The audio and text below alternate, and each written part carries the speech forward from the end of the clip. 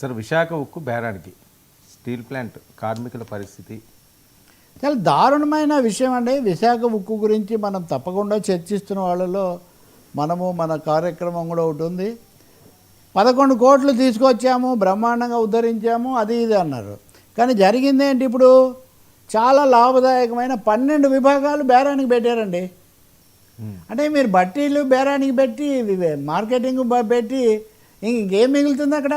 డొల్లా ఉంటుంది. దాన్ని కూడా ఇక ఎందుకు, ఇది మన చేతుల్లో లేదని దాన్ని కూడా అమ్మేస్తూ ఉంటారు. ఉద్యోగులన బీఆర్ఎస్ ఇస్తుంది, జీతాలు ఇవ్వకపోతే కావాల్సిన దాంట్లో కొద్ది భాగమే పెట్టి అది కూడా క్రియాశీలం చేయడం లేదు. ఉక్కు ఫ్యాక్టరీని వదిలిపెట్టి మెట్రల్ దగ్గరికి పోతూ ఉంటారు. ఇప్పుడు చాలా స్పష్టంగా 11 విభాగాలను టెండర్ నోటీస్ కూడా పిలిచారు. దానికి 239 మెగావాట్ల పవర్ ప్రాజెక్ట్ను కూడా ప్రైవేటీకరిస్తామని. అంటే పవర్కే మీరు ఇచ్చారనుకోండి, వాడు ఇస్తేనే కదా ఇక్కడ పనిచేసేది. సో ఇలా కీలకమైన గుండెకాయలు లాంటివన్నీ కూడా. అయితే విశాఖ ఉక్కు అంతా మేము చేయలేదు కదండి, మేము స్టూడియో అంతా ఏం చేయలేదండి, కెమెరాలు చేసామండి, కుర్చీలు చేసామండి, అయితే ఇంకేం మిగిలింది ఇక్కడ? ఇంకా డొల్ల మిగిలింది, డొప్ప మిగిలింది. కాబట్టి పచ్చి మోసం, దగ. విశాఖ ఉక్కును ఉరి తీస్తున్నారు. విశాఖ ఉక్కును బంగాళాఖాతంలో కలిపినంత పని ప్రైవేటు సముద్రంలో వీళ్ళు కలిపేస్తున్నారు. చాలా ఘోరమైన విషయం. మాట్లాడితే తెలుగు జాతి, తెలుగు వీళ్ళ అభివృద్ధి, నా విశాఖ అనే వాళ్ళందరూ ఇప్పుడు ఎందుకు కళ్ళు మూసుకున్నారో, లేదా ఎందుకు నోర్లు విప్పడం లేదో చాలా ఆశ్చర్యం కలుగుతుంది. పైగా ఎవరి మీదనో దాడి. మెట్టల కోసం విశాఖపట్నం వెళ్ళిన వాళ్ళు ఉక్కు ఫ్యాక్టరీ కోసం వెళ్ళి మీరు చేయలేరండి.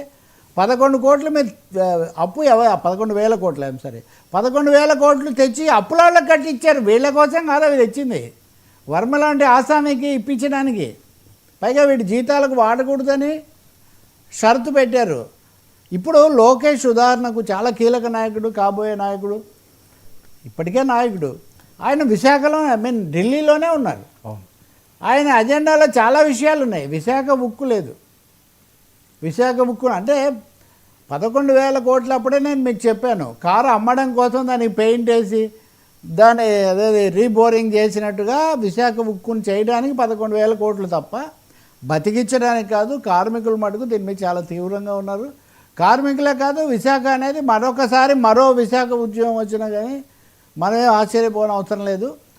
ఈ ఎన్డీఏ కూటమి లేదా తెలుగుదేశం కూటమి మాటలన్నీ బూటకం అనే ఒక పరిస్థితికి దారితీస్తుంది. ప్రత్యేకించి వకీల్ సాబ్, ఆయన అంతకుముందు అక్కడ ఎక్కువ తిరిగేవాడు కదా, పవన్ కళ్యాణ్ మీద కూడా ఈ ఫోకస్, ఈ సెగ తగిలే అవకాశం చాలా ఎక్కువగా ఉంది.